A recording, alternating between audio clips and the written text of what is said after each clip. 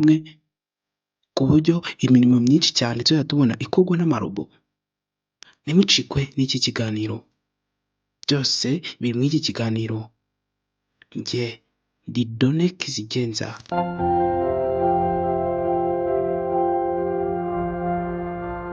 Mu nama y'ibijyanye n'ikoranabuhanga World Artificial Intelligence Conference yabereye mu mujyi wa Shanghai mu Bushinwa.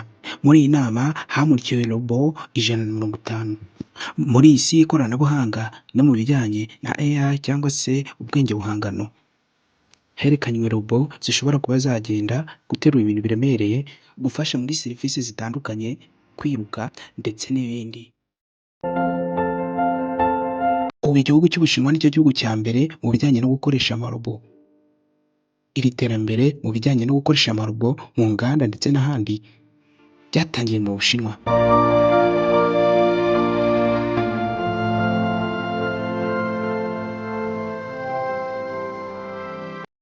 Kuva mu mwaka w'ibihumbi 2021 igihugu cy'Ubushinwa nicyo cyabashe kohereza robo nyinshi mu bihugu by'amahanga.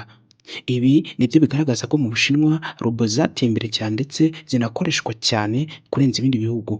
Ubu ngubu hari iterambere rikomeye cyane cyangwa se umuvuduko w'iterambere mu gukora robo z'ubwoko bwa humanoid robot. Izi akaba ari robo zifite imiterere cyangwa se akaba ari robo zifite imiterere nk'iy'abantu ndetse na embodied AI.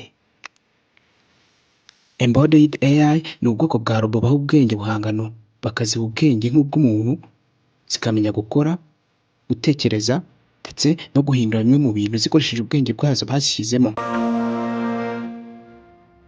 Ubu bwoko bwa robo buri gutera imbere cyane mu rwego rwo kugenda bagabanya abakozi ndetse no kongera imirimo mu buryo bwihuse cyane, serivisi zihuse zikozwe n'amarobo.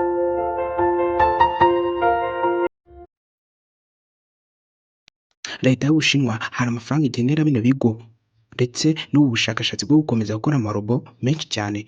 Hari amafaranga menshi bashoramo mu rwego rwo guteza imbere amarobo mu Bushinwa. Bakaba bashaka koroshya imirimo ndetse no kongera akazi mu buryo bwihuse cyane bakoresheje amarobo, ndetse bakaba babishyigikiye cyane ku buryo iterambere ryose ry'amarobo rituruka mu Bushinwa.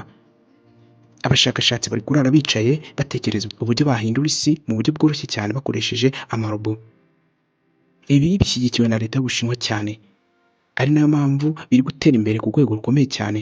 Ntimuzatungurwe no kubona serivisi zose ziri gukorwa n'amarobo kubera Abashinwa. Iyi ni isi y'iterambere mu buryo budasanzwe. Guteza imbere AI ndetse n'amarobo ni bimwe mu bintu bishobora kuzakura abantu benshi mu kazi, ariko nanone akazi kakiyongera kandi mu gihe gitoya. Gusa izi robo z'Abashinwa ntabwo zikora mu nganda gusa, hari izikora mu bwikorezi, serivisi zitandukanye, logistic ndetse n'ibindi.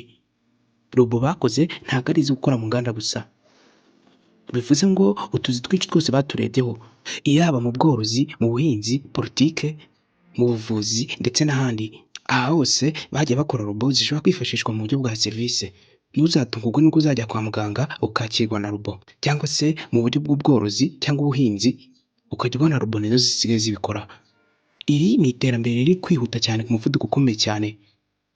Nubwo ryahereye mu Bushinwa ariko n'ibihugu byinshi cyane, kugira ngo bidasigara mu iterambere bizasaba ko bikoresha ubu bwoko bwa robo.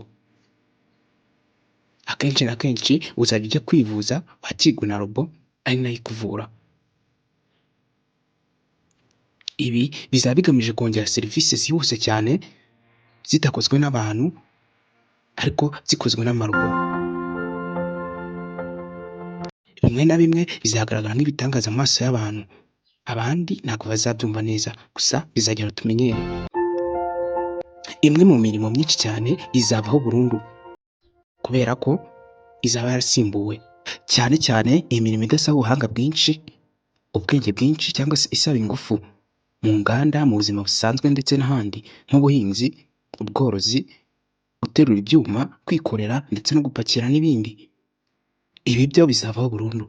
Iyi mirimo izavaho burundu kubera ko robo akenshi na kenshi bazikora baziha ingufu ziruta iza muntu, zikaba zakora ibintu bifite ingufu mu gihe gito nko kubaka, kwikorera, gupakira. Imirimo nk'iyi ngiyi idasaba ubwenge bwinshi nk'imirimo yo mu nganda, guterura ibintu biremereye, amasuku, abareceptioniste basanzwe, abakozi bo mu bubiko, abashoferi ba tagisi, abandika amadatazi ndetse n'izindi serivisi nyinshi cyane zikorerwa ahantu runaka inyinshi zizasimburwa n'amarobo. Iki gihe aba bakozi bakoraga ibi bintu bazaba babuze akazi burundu, bivuze ngo zizaba zibasimbuye kubera ko nizo ziba zifite ubushobozi bwo gutanga serivisi yihuse no gukora ibi bintu byihuse cyane ku muvuduko ukomeye cyane ikiremwamuntu kitashobora gukoraho.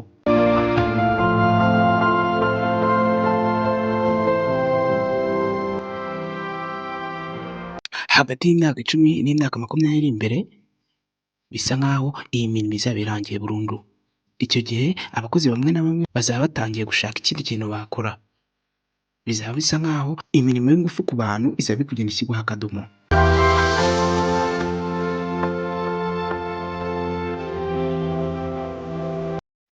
Bivuze ko imirimo yose isaba ingufu cyangwa se idasaba ubwenge bwinshi, mbese imirimo isaba tekinike izajya ikorwa n'amarobo. Mu kazi kazaza nta muntu bazajya akora ako kazi.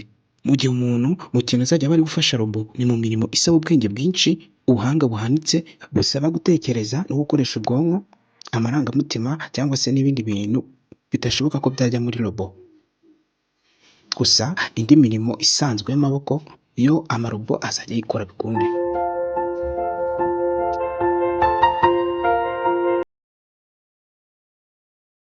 Mbese amaherezo y'akazi akenshi na kenshi akazi kazajya kaba kari kumwe n'umuntu. Umuntu ni robo ndetse abantu benshi bazakenera kwiga ikoranabuhanga kubera ko byo bisaba gutekereza no gukoresha ubwonko. Icyo gihe abantu benshi bizabasaba kwiga ibijyanye n'ikoranabuhanga bitewe n'umuvuduko ibihugu bizaba biri kuzamukaho mu iterambere kubera aya marobo. Ibihugu bitazakoresha ikoranabuhanga ry'amarobo na AI cyangwa se ubwenge buhangano bizagenda bisigara inyuma mu bukungu. Muri iki gihe cyane cyane ibihugu bya Afurika ibitazitabiriye ikoranabuhanga vuba vuba ngo bitangire nabyo birikoreshe, ibyinshi bizasigara. Iterambere rizaba riri kugenda ku muvuduko ukomeye cyane. Nko mu myaka 20 iri imbere, imirimo yo mu rugo nayo izatangira gukorwa n'amarobo. Imirimo dukora myinshi yo mu rugo nko guteka, gufura, amasuku ndetse n'ibindi byinshi cyane dukora mu rugo cyane cyane, iyo yose nayo amarobo azaba afite ubushobozi bwo kuyikora. Iki gihe abakozi bo mu rugo ntabwo bazaba bagikenewe.